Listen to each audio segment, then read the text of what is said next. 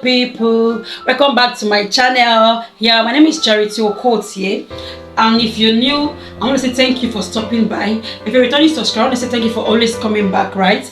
Yeah, so in this channel I talk about life experience, motivational topics, family page, finances, how to grow and manage your finances. Yes, but for today's video is all about my life experience, and the topic is why I left my job as a quantity surveyor.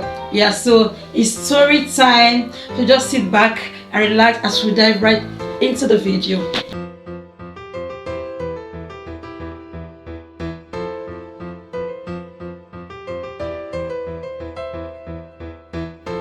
Okay guys, so I don't want this video to be too lengthy, so let's just go straight into it, right? Yes. Okay, so this job was my very first job as a graduate of quantity surveying. Yes, that was in January 2014. Yes, to be precise. Yeah, so I would like to say this, right? I want to first explain what the job really meant to me. I think the first thing is I needed this job badly to sort my accommodation issues. That's the first thing. And secondly, I needed this job so I would be able to feed myself, right? And also clothe myself. And thirdly, I needed this job to gather experience, right? Because in the corruption industry, experience is key. For you to get to the top, for you to get better job, right, you need to have experience. And so these are the three reasons why I badly need the job, and then I left it. And I got this job in, I think, 3rd week of January 2014, and I left the job in March 2nd week 2014 as well. So I just worked for, let's say, 6 or 7 weeks, right? Okay, so now for accommodation, I know for accommodation because the man that I was living with at that time just completed his house in, I think, close to Badagry, Chibiri. If you know Lagos very well, it's an outskirt of Lagos, Nigeria. Yeah, so at that point I couldn't stay with him because there was no construction company around that axis. The only job I can get as a graduate was just teaching jobs. They pleaded with me to stay back, but I refused because I really wanted to pursue my career as a quantity surveyor. So at that time, I had to talk to my boss where I did my industrial training, that's IT. I had to plead with them to allow me to stay in their office, right? Allow me to sleep in their office. Depending on when I get a job and when I be able to save up some money to get myself my own apartment. And to my great surprise, they agreed to that, right? And which I'm very grateful for. So now I was in the office, sleeping in the office, you know, I was jobless. So when I wake up in the morning, I have to clean, tidy up the office, and when they come, I have to go for 1 or 2 errands for them and all that. But you know, when I get, so I was also always saying that, sir, please, your referral to is also very important. You know how badly I need this job and all that. So eventually, a referral came. I think a friend of one of them just called, and he had a client that looking for a quantity surveyor, and my CV was sent across, and that was how I got the job, right? So now I first listed this to you, so to let you know the importance of the job to me as an individual.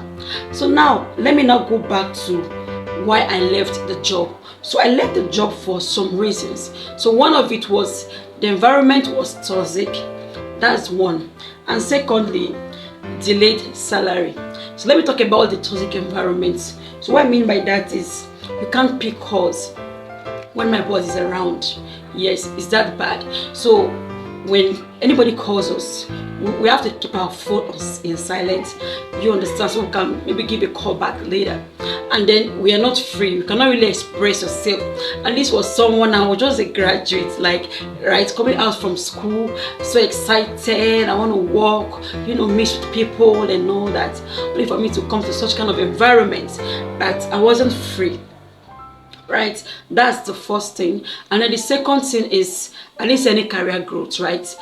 I think at that point we were just two. I met two people there. The two people left in February the following month, so I was the only person there. Nobody to learn from and all that. So I needed that growth. I needed to grow. I needed to gain the spirit that I desire. But it wasn't really there. Though I was working, but not the way I expected, right? Yeah. So those are the two reasons. Then the third one is delayed salary. Yes, so the delayed salary, like I said, I started working in January, third week of January 2014, and January ended. I was expecting to get paid. I wasn't paid. I was like, okay, maybe it added to February. So February came, ended. I didn't receive my salary. I was like, okay, what's going on? At that point, I became worried. So, and then we got to March. First week ended.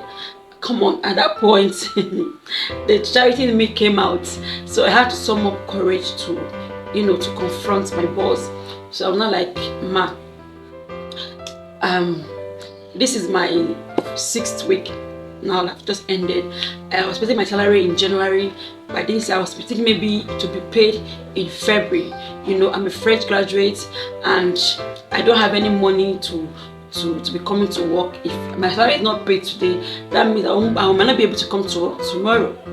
I'll put it to her black and white, and she was like, okay, you shoot up these days, blah, blah, blah, and she just writes out my check and like, okay, take this as salary. I'm like, oh, thank you, ma'am. So I quickly went to the bank to cash out, right?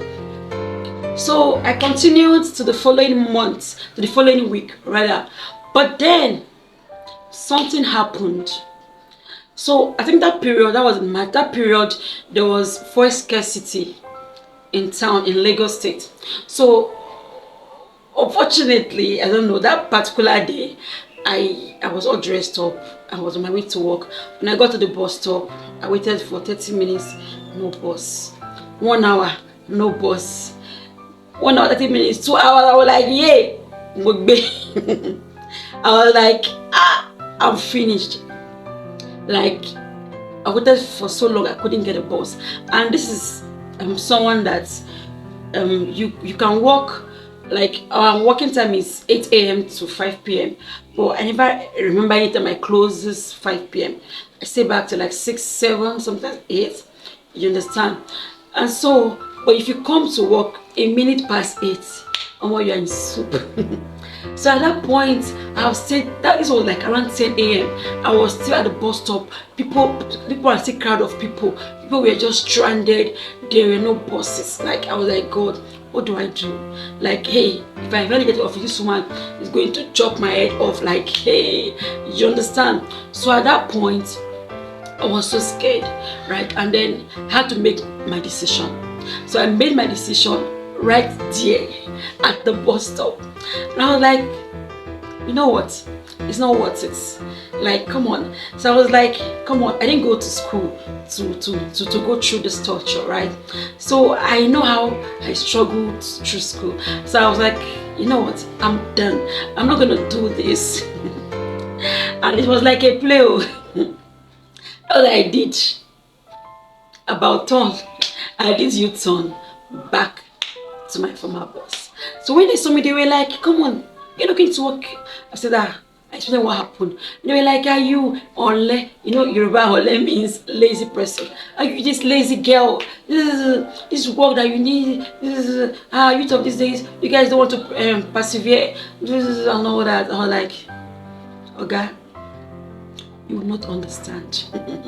In my mind. So they were saying that I needed to go through such kind of environment, probably to build me, to shaping me, right? Like I'm in a real world now. And I was seeing, like, I don't know, I was seeing like a distraction to my success. I was seeing the job as, I don't know, as a job that was affecting me mentally, like I was not okay. Though if not for that for scarcity, I would have still continued. And I was ready to really work because of how bad I needed the job, how bad I needed the money to sort myself, like to get myself fixed, right? So at that point, I had to choose. And I was like, you know what, I'm not going to go through this. Though eventually, I think I eventually got a job within a month after I left that. And I also went back to her to apologize to her for the way I stopped working. And also I explained to her the reason why I didn't show up for the day I was supposed to show up. And I tried to make peace with her, right? Yes. So my story was just like that of the 4 lepers in the Bible. I know we are all comfortable with that story. So I would like to read through 2 Kings 7 verse 3 down. So 4 men who were suffering from a dreaded skin disease were outside the gate of Samaria, and they said to each other, "Why should we wait here until we die? It's no use going into the city, because we would starve to death in there. But if we stay here, we will die also. So let's go to the Syrian camp. The worst they can do is kill us, but maybe they will spare our lives." So as it began to get dark, they went to the Syrian camp. Let me pause here.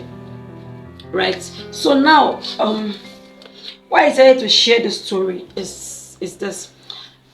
I know that a lot of people are going through a lot of stuff.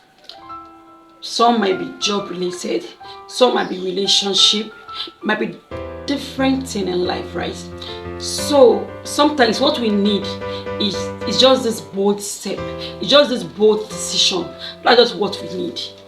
Do you get? So sometimes we need to make this step. Like if I stay here, I will die. If I move, I will die. So will I allow myself to just die without fighting?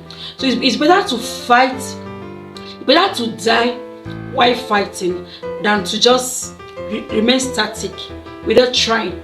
So who now tells you that you will even die when you try? And in most cases, when people try, like when they take that bold step to try, they don't die, right? No, I don't know if you know of anyone, but I don't think so.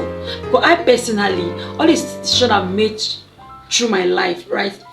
Taking the bold step, God always comes through for me. I don't know. So, and I also believe that it's applicable to anybody.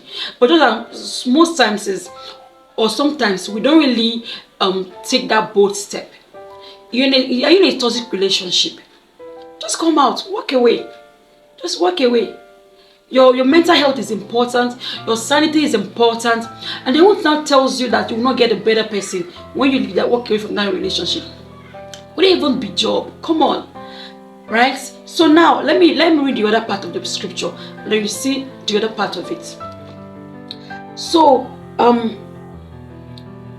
as it began to get dark, they went to the Syrian camp. But when they reached it, no one was there. And when they got to the camp, nobody was there.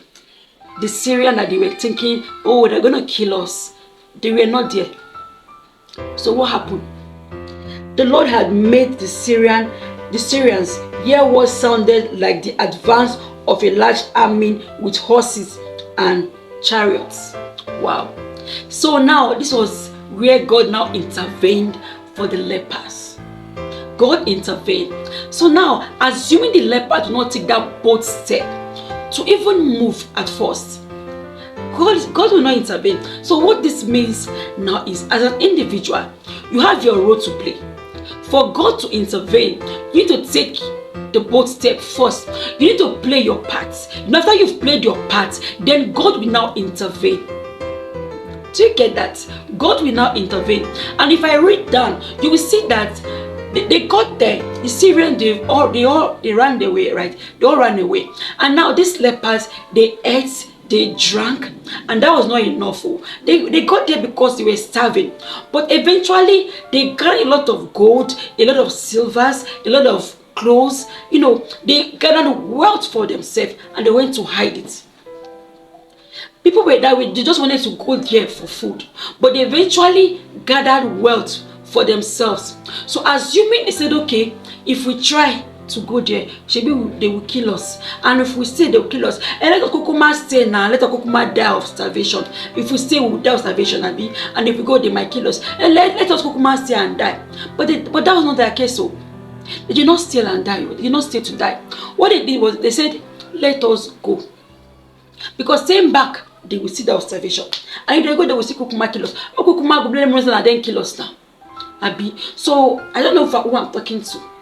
I really want to inspire one or two persons out there watching this video. What is that thing that you just say, God, you have your way? God will have his way. But you know, deep down, you know that you have a part to play. Please, play your part. So back to my story. So eventually I left, right? And I got another job. And the job I got next was within a month frame. The job was 50% higher than the previous job that I left. That was one. And secondly, I was able to gather my rent for 6 months and I paid. And when I completed that project, right, and I got another job that was more than ×2 of this same job that was 50% higher than the first one that I left. Yes. So assuming I stayed on the first job, just imagine how my life would have become. Do you get? So sometimes we need to take some bold steps, some bold decision. So the ball is in your court. The ball is in your court. Do you want to try to succeed, or do you just want to stay on your comfort zone? It's for you to choose. So you know the lepers, assuming they stayed back at their camp, right? Okay, let me book my life of starvation. They would have died though. Real deaths, better deaths. They would have died better deaths. See, they would have turned to kwashoko. Now skeleton for remain before they go conquer. That would have been a very painful death. But they didn't die. They decided to move like, oh, we know that we move. So now I want to say this. Let's continue this conversation in the comment section. Yeah, let's continue in the comment section, right? If you've experienced such situation before in the time past, why not just share?